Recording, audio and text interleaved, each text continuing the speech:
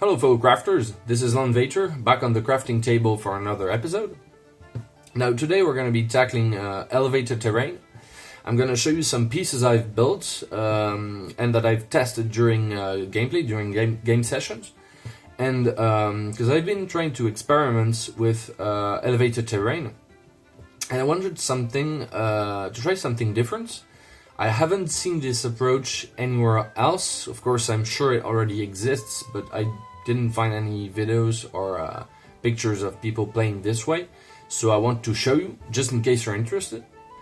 So chances are that you guys play on some kind of battle mat. Either an actual battle mat that you've bought or something you've made that is pretty flat.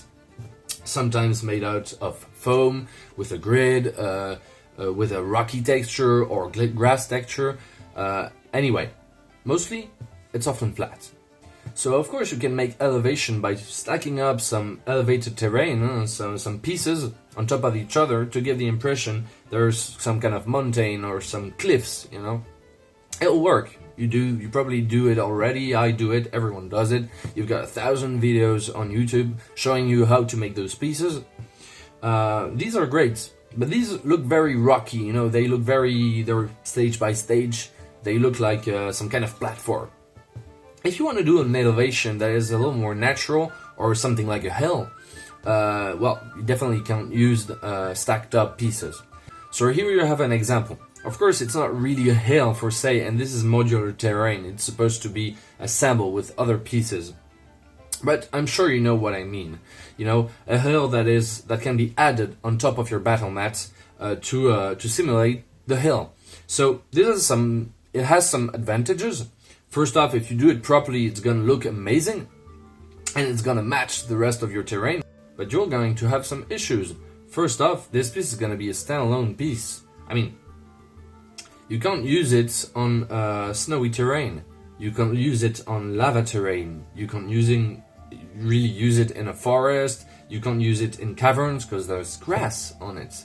So the piece you're gonna make is gonna be very specific to one type of environments, which is kind of a bummer. And you're gonna have another problem that every player has encountered on the game table, is that miniatures are gonna have a hard time staying.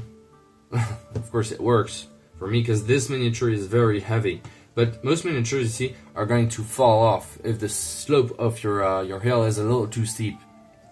So this can be very annoying. This one is pretty heavy and has the center of its weight very close to the base, so it actually holds pretty well. But if I take another that is plastic, see, it holds, but I really tried to make this piece to make sure it holds on this piece, but you know it can be very hard to have them set on it and stay on the piece. Often they're gonna slide and they're gonna fall off.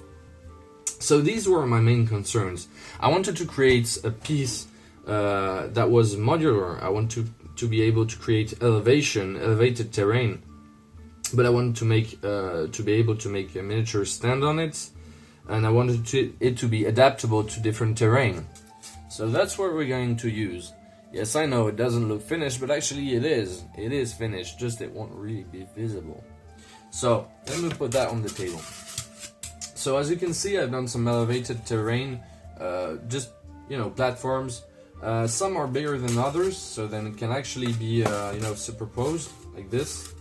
You can do this way, this way. They've been done very roughly for a game session, so you can actually do it a little better. As you can see there, I started to trim it to make a little more of a bend, a little more of a curve, for it to be a little better on the game table. But essentially, what you can do is stack them up this way, but then again you can stack them up this way.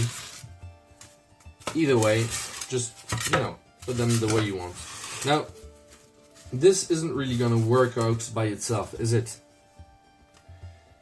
You need something else. You need something to dress it up. So take an old t-shirt, preferably the color you need for your terrain. Paint one side with one, you know, a texture imitating the floor. Here I've made some grass floor to imitate the forest floor, or it could be used also for, you know, plains. And the only thing you have to do let's put it on. And you've got elevated terrain. So this is good, but it's kind of plain. What about trees? So these are some of my trees. Now if you want to make similar trees, the only thing you have to do is go watch the tutorial of DM Scotty. He shows you how to build these kind of trees. So I'm gonna put the link up there if you're interested. So I made several of them. The big ones I won't really be using on the slope, because as you can see, I've made, like he did, if I remember correctly, a flat base. But the smaller ones, as you can see, are set on higher bases. And that's for one reason. You can use it to make them stand up on the battle mats, on the flat surface, but you can also detach them from the base. And you've got right there, you've got a nail, actually, going into wine cork that's under there, on top of the washer to give weight. And that's gonna allow you to actually stick it even in the slope. And you're gonna have a tree that's gonna be able to stand on your slope. So you can actually put it different ways for it to stand up. There you go. You can put several of them. Look, if I want, I can put all of them. So to be totally honest, I think the best fabric to use for this would be felt.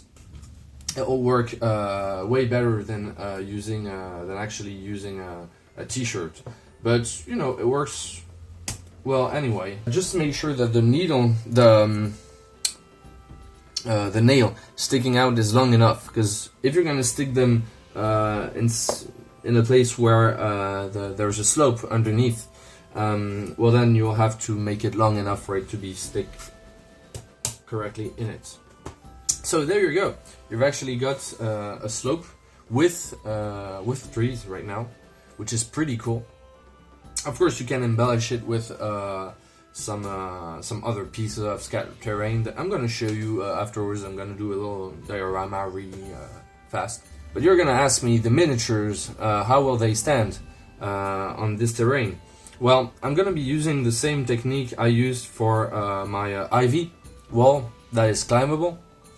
And I made this little piece. I made other ones, but I can't manage to find them, so I made this one pretty fast, so it's ugly as hell, but it'll work.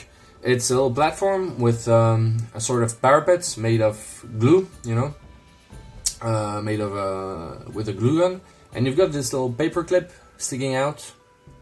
It's glued inside, so it's stable. And what you're gonna do is take your miniature. This one's one of the heaviest I have for this kind of surface. So if it works with this one, it works with all of them. So you're simply gonna put it on top of it, stick it. So I'm gonna choose a place where there's really a steep slope. There you go.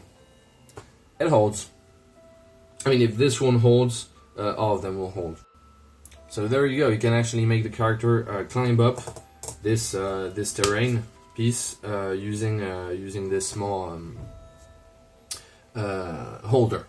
So as I mentioned, I think felt will be way more appropriate to make this kind of terrain, because first it's going to be way easier to pin both the trees and the holder through felt, and also it will hide the little holes that you can see here and there. Of course, the only thing you have to do to get rid of them afterwards is just to stretch a little bit the t-shirt. So I'll put some other scattered terrain pieces, and you're gonna see that at the end it's gonna look pretty good.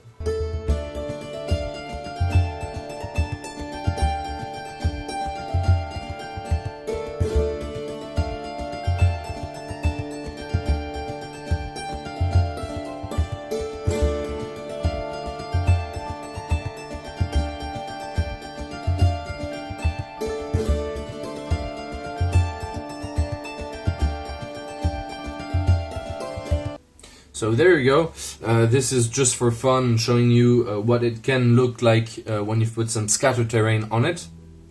but it's battle tested. It works during game session. I've used it and it works really well.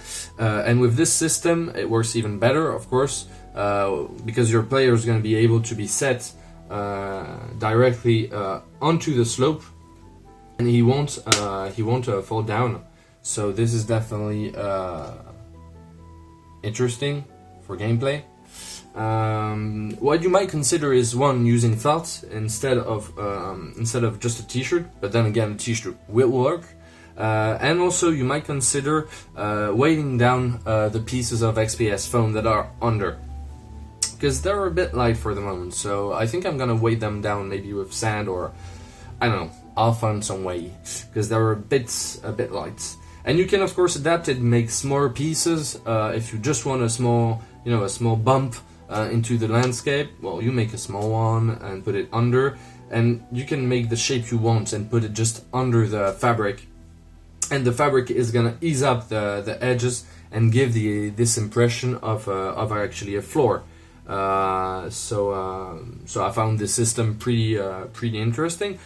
Of course, this system works best if you're playing gridless, obviously. You could play with a grid. I mean, honestly, you could draw a grid on top of the fabric and use it.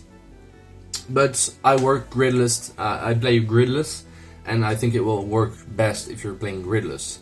But then again, if you want to play for one game session on elevated terrain, and it's going to be the central mechanic of this game, well then just for once use this technique. As you can see, it's really dead easy to do. It's really cheap materials. I mean, an old t-shirt, a little bit of paint to give a texture, and some XPS foam.